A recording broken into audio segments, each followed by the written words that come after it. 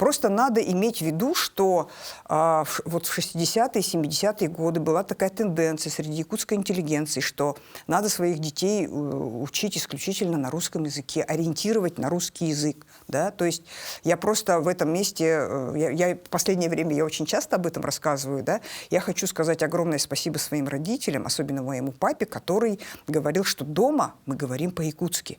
Потому что если бы не мой папа, да, а вот вся вот эта вот общая политика, эта мода, да, я бы вообще не знала якутский язык. Потому что везде садик, школа, музыкальная школа, все кружки, все на русском языке. И на якутском языке, ну, как-то в автобусе заговоришь, типа, не говорите, говорите по-русски, чтобы все понимали, вот так тебе могли сделать замечание. Я вот эту упомянул. Причем была еще тенденция, при назначении на руководящие должности учитывалась национальность супруга, да, или супруги. Этого я не знаю. Кадровая политика советская, она, знаете, отличается от нынешней, и, может быть, и в лучшую сторону, где-то, наверное, и в худшую сторону, но не раз упоминается вот такое вот требование.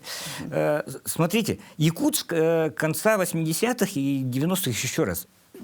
Ну, даже если отойти от этой временной рамки, Якутск всегда был билингвальным местом, да, то есть способности билингва могли здесь развиваться, потому что, ну, в какой-то мере, пусть дома, да, в тесном каком-то кругу, но язык якутский, родной наш Сахатыла, да, он всегда имел достаточно возможностей для того, чтобы не поникнуть, не пропасть, не исчезнуть как таковой.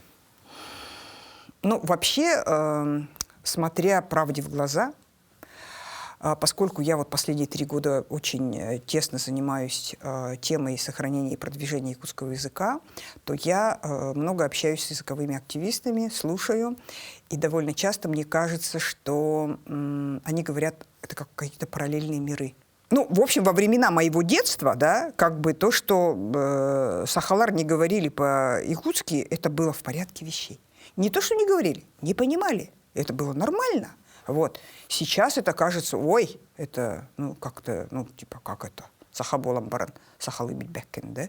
А тогда это было нормально. И поэтому на самом деле все потихоньку шло, если бы не Михаил Ефимович, его политика, да, все шло к тому, что это могло вообще уйти. То есть уйти вообще в деревню и в Лусы, да, и все, и как бы и там только и остаться. А город бы говорил только на русском языке.